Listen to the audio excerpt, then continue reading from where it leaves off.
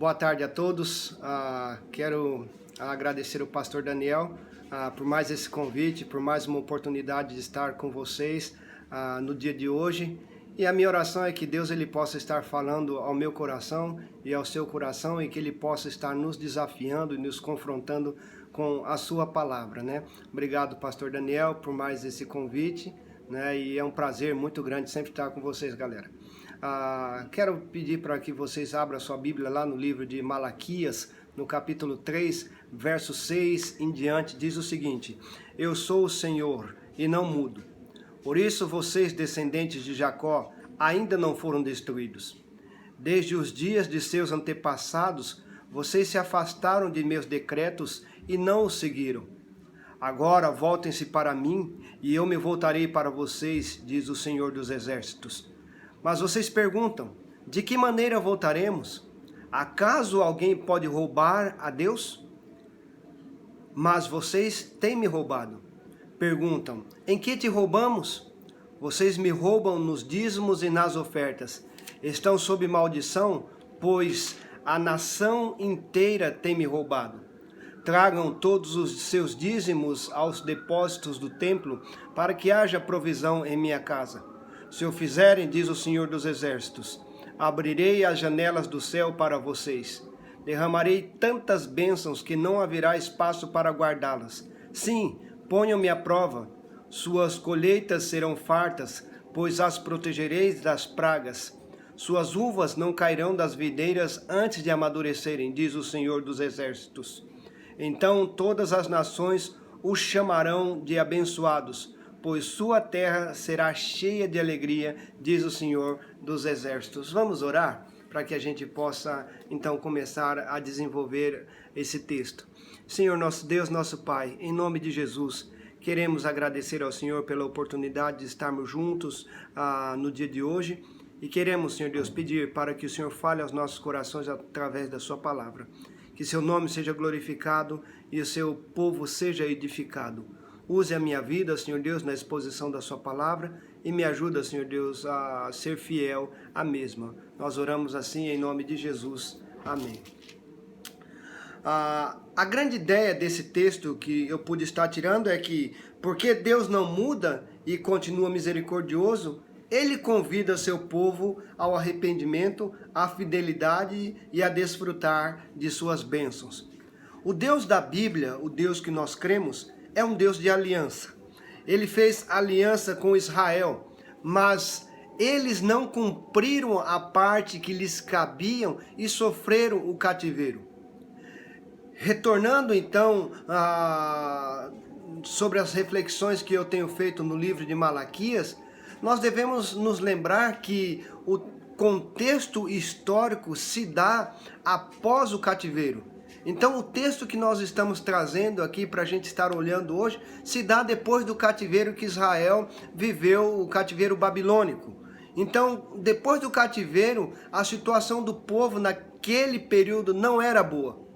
A prosperidade após o retorno do cativeiro, motivados por Esdras e Neemias, dois grandes nomes de Israel, não acontecia porque o pecado do povo permaneceu após o retorno do cativeiro babilônico.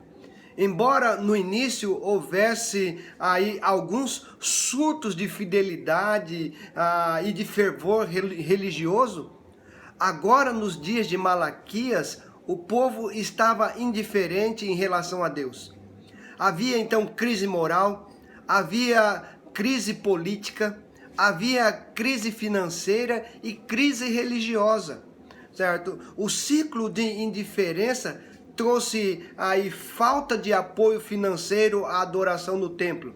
Lembrando que os dízimos que eram levados até a casa do Senhor servia para o sustento dos levitas, sustento dos sacerdotes, sustento para a manutenção do templo e também para ajudar as viúvas e os órfãos. Então, começou a haver aqui um ciclo de indiferença financeira, certo? E essa questão financeira, sem dúvida nenhuma, ajudou para provocar a corrupção entre os sacerdotes, que é o que narra Malaquias capítulo 2, verso de 1 a 9.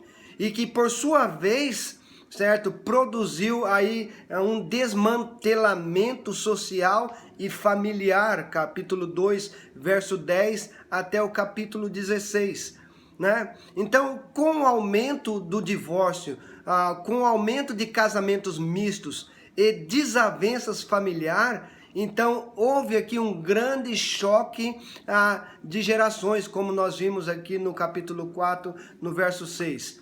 Então, o texto que nós lemos marca a quinta disputa entre Deus e o povo de Israel. Então, mais uma vez, Deus ele acusa o povo de brincar de religião. Estavam tão indiferentes à vontade de Deus quanto os antepassados deles, mas Deus os convida ao arrependimento. Então a primeira coisa que nós vamos ver no texto que nós lemos é que a imutabilidade e misericórdia fazem parte do caráter de Deus. Se você ver aqui o verso 6 diz: de fato eu, o Senhor, não mudo, por isso vocês, descendentes de Jacó, não foram destruídos. Os pecados de Israel não eram novos, porque o verso 7 afirma que os pecados do povo de hoje é o mesmo pecado do povo de ontem. E se nós olharmos para os capítulos anteriores, nós vamos lembrar que Deus estava cansado de ver o seu povo pecando tanto. Mas o povo não cumpriu sua parte do acordo, não cumpriu sua parte na aliança ao longo da sua história. Então, se a geração anterior havia se tornado idólatra e acabou sendo punida com o cativeiro babilônico, a geração de agora, nos dias de Malaquias, já de novo em suas terras, continuavam pecando. Então, nem mesmo o sofrimento os fez mudar de opinião contra o pecado. Toda aliança, ou todo contrato, prevê ações e benefícios para ambos os lados, certo? E Deus fez a parte dele. A questão é que Israel não fazia a sua. Então, por que eles não foram destruídos? Talvez seja a sua pergunta. E eu respondo justamente com o verso 6. Porque Deus não muda. A imutabilidade de Deus faz parte do seu caráter. Né? E é uma doutrina assim, bíblica maravilhosa e nos dá segurança. Né? Saber que Deus não muda. Às vezes eu ouço igrejas dizendo o seguinte: cada pastor tem o seu jeito de interpretar a Bíblia. Ou então, cada pastor tem o seu jeito. Uns permitem algo, outros proíbem. Isto é lamentável, porque é a revelação de Deus. A Bíblia é que deve nortear a maneira como a igreja funciona. Não os pastores, não os diáconos ou qualquer liderança. É as Escrituras que devem nos nortear. Deus não muda. E se nós seguirmos sua palavra fielmente, não ficaremos confusos. Né? A imutabilidade de Deus garante que a parte que lhe cabe de suas alianças serão cumpridas a todo custo. Paulo disse lá no livro de 2 Timóteo, capítulo 2, verso 3, o seguinte: se formos infiéis, ele permanece fiel, pois não pode negar-se a si mesmo. Né? Mas que aliança é essa? Para Israel, a aliança é aquela feita com Moisés no Monte Sinai, que incluía a obediência aos mandamentos e leis.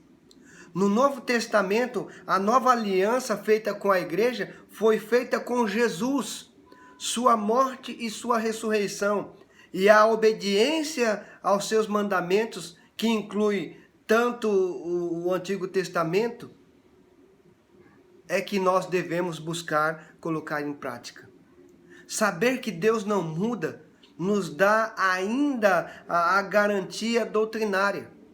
Nós podemos saber que o que foi prescrito deve ser obedecido por nós. O que Deus falou não vai mudar.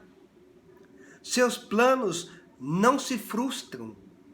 Sua bondade é real e verdadeira, assim também como a sua justiça. Todo salvo será abençoado. Em contrapartida, todo pecado será punido. É o fato de Deus não mudar e manter sua misericórdia a razão por Ele nos dar oportunidade de arrependimento.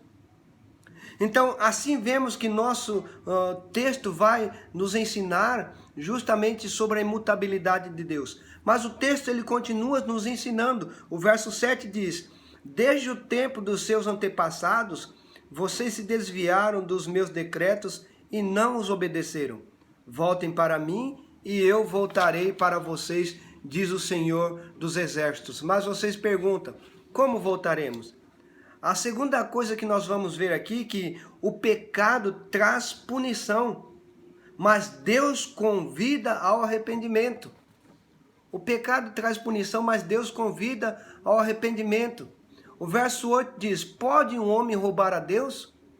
Contudo, vocês estão me roubando e ainda perguntam, como é que te roubamos? Nos dízimos e nas ofertas. Vocês estão debaixo de grande maldição, porque estão me roubando, a nação toda está me roubando. Verso 9. Então, quando nós olhamos para os versos de 7 até o verso 9, vemos que o pecado é algo comum nas gerações do povo de Israel. Os antepassados pecaram e as gerações seguintes pecaram também. Quando afirmamos que não há mérito no homem para que receba a salvação e perdão, é porque o pecado é algo inerente ao homem. Então, isto ofende a santidade de Deus, causando sua ira contra todo aquele que não rejeita as oportunidades de arrependimento e perdão por meio de Cristo Jesus. O verso 7, Deus convida o povo ao arrependimento. Então, lembre-se, Deus está cansado de culto falso. Deus está cansado de casamentos destruídos. Deus está cansado de modo de vida ou de modo de viver imoral. Deus está cansado de falsa religiosidade. Então, se você olhar os capítulos anteriores de Malaquias, ele vai tratar sobre isso, certo? E aqui no início do capítulo 3, Deus ele avisa que seu mensageiro viria e o julgamento começaria com seu povo. Mas ele está agora dando oportunidade de mudança, de arrependimento. Mas o povo nem sequer reconhece o seu pecado. Meus queridos, meus irmãos, a maior dificuldade que temos em lidar com alguém que está pecando é quando ele não reconhece o seu pecado. Como voltaremos para o Senhor? Né? Em que havemos de retornar? Porque isso não tem nada de errado conosco. Esta é a resposta do povo de Deus. Então Deus afirma que eles roubavam a Deus nos dízimos e nas ofertas. Algumas versões diz ofertas alçadas. Ou seja, ofertas prometidas. A acusação de Deus é que eles não entregavam os dízimos todos. Dízimo é uma palavra que significa 10ª parte. Então há muita controvérsia sobre o dízimo nos dias atuais. E a maior parte dos que reclamam deste assunto são aqueles que não desejam contribuir. Embora entregar o dízimo não comprova que alguém seja de fato uma pessoa fiel a Deus, Não entregar deixa claro que tal pessoa é resistente a confiar seu sustento ao Senhor, o que demonstra incredulidade. Então, nos tempos de Malaquias, a crise financeira havia se alastrado. Nos nossos dias, é a pandemia, né? Nos dias de Malaquias, as pragas comiam a lavoura. Plantava-se muito e colhia um pouco, sem muito lucro. E a tendência de muitos era não contribuir com o sustento do templo, ou quando o fizesse, retinham parte do valor, ou parecia ser fiel, mas de fato roubavam a porcentagem determinada na lei, né? Então, para muitos, além dos valores em dinheiro, estava em jogo a santidade e a fidelidade daquele que contribuía, né? Então, reter consigo parte do que era determinado ser entregue a Deus era roubar o Senhor. E o resultado era maldição. Então Deus está explicando que as coisas não melhoravam porque eles não confiavam suas vidas ao Senhor. Ainda acreditavam que eram seu trabalho, seu dinheiro que o sustentavam. Eles esqueciam que o dinheiro, que o trabalho, que tudo o sustento, que tudo vinha do Senhor. Então, quando nós olhamos para o Novo Testamento, nós olhamos para o livro de Atos, no capítulo 5, nós lemos aí o episódio de Ananias e Safira, que venderam um terreno e mentiram sobre o valor vendido para reterem para si parte do valor, para parecer que contribuíam com tudo. Eles não precisavam ter vendido, mas eles venderam e eles mentiram porque ficaram com parte do valor e a parte que eles entregaram estavam dizendo que estavam entregando tudo. E o resultado dessa mentira, o resultado dessa falsidade, foi a morte do casal. Aqui em Malaquias, a maldição incluía lavouras destruídas por pragas e outras situações adversas. Então, mas vale lembrar aqui que Deus oferece solução. Ele convida ao arrependimento. Voltem-se para mim, Deus está dizendo. Deus entende que reter o dízimo, as ofertas, era prova do distanciamento do Senhor. Queridos, Deus ele é amoroso, mas ele odeia o pecado.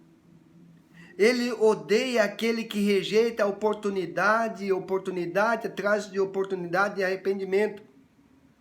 Ele deseja que você volte para ele. Ele nunca se afastou de você, na verdade, nós é que nos afastamos dele. Seu pecado fez isso. Arrepende-se. E ele estará ao seu lado novamente. Mas o texto, ele ainda nos ensina, no verso 10, tragam o dízimo todo ao depósito do templo, para que haja alimento em minha casa. Ponham-me à prova, diz o Senhor dos Exércitos, e vejam se não vou abrir as comportas dos céus e derramar sobre vocês tantas bênçãos que não terão onde guardá-las. Verso 11, impedirei que pragas devorem suas colheitas, e as videiras nos campos não perderão o seu fruto, diz o Senhor dos Exércitos. Então todas as nações o chamarão felizes, porque a terra de vocês será maravilhosa, diz o Senhor dos Exércitos. A terceira coisa que nós aprendemos aqui é que a fidelidade a Deus traz bênção e felicidade.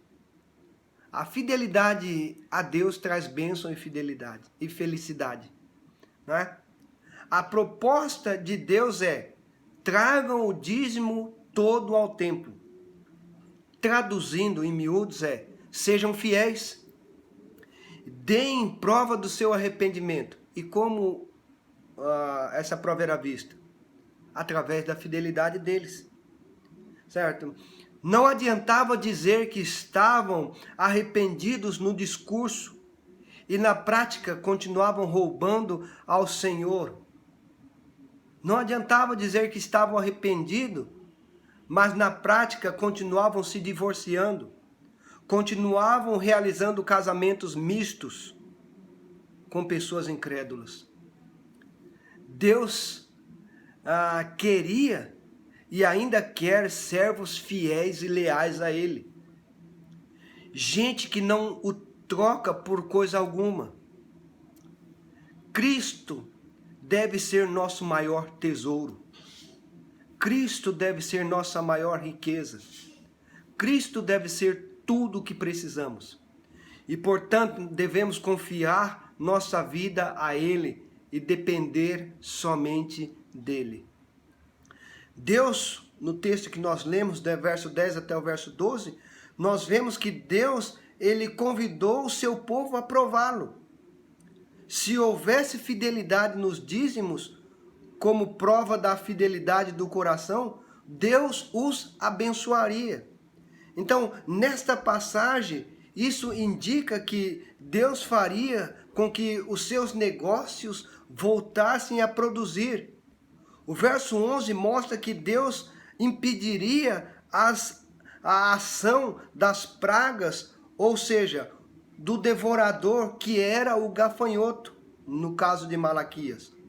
Isso indica que a situação em que se encontravam, de escassez e de prejuízo, havia sido permitida por Deus por causa da infidelidade deles. Irmãos, queridos, Deus, Ele está no controle da história.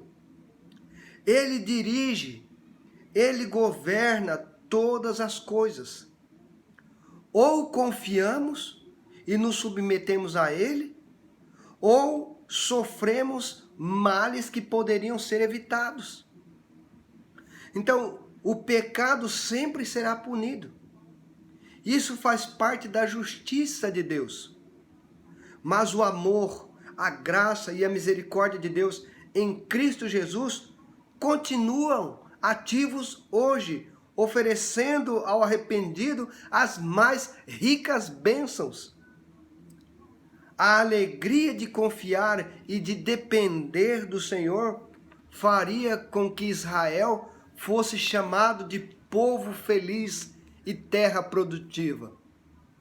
Deus é glorificado com nossa fidelidade. Quando Ele nos abençoa, seu nome é honrado.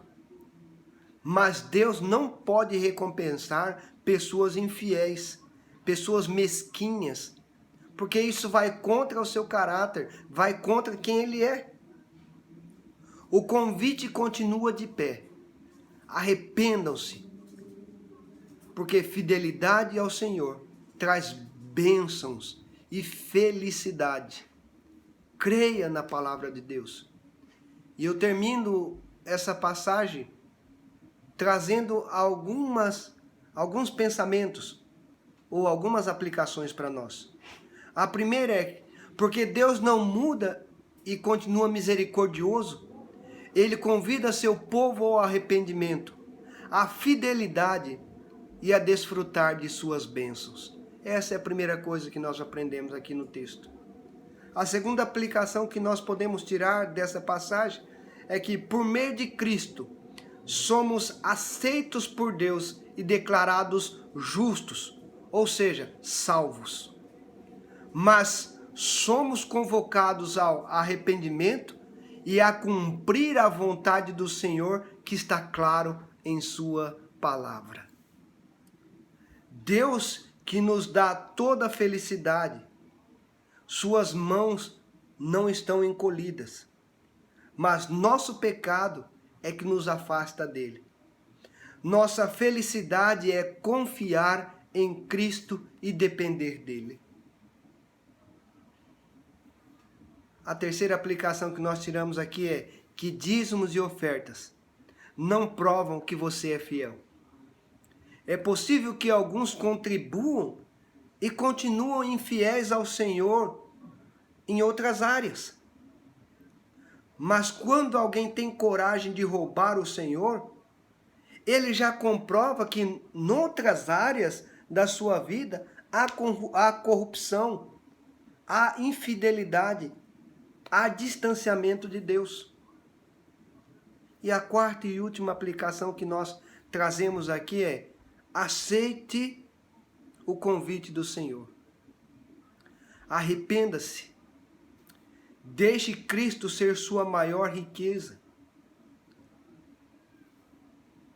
Deixe o Senhor cuidar de você. Dependa dele. Seja fiel. Que suas contribuições reflitam um coração fiel que ama o Senhor Jesus Cristo e seu reino. Que a palavra do Senhor possa trazer realmente uma reflexão, uma avaliação de nossas vidas.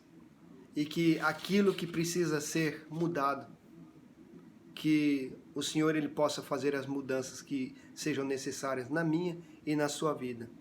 Lembrando, porque Deus não muda e continua misericordioso, Ele convida seu povo ao arrependimento, à fidelidade e a desfrutar de suas bênçãos. Que Deus abençoe ricamente a sua vida. Vamos orar. Deus, nós agradecemos ao Senhor por esse tempo juntos e que a sua palavra possa encontrar morada em cada um dos nossos corações. Senhor, que o teu nome tenha sido glorificado. E cada um daqueles que ouvirem, Senhor Deus, essa mensagem, possa, Senhor Deus, ser edificado para a glória do seu nome. É essa oração que fazemos em nome de Jesus. Amém.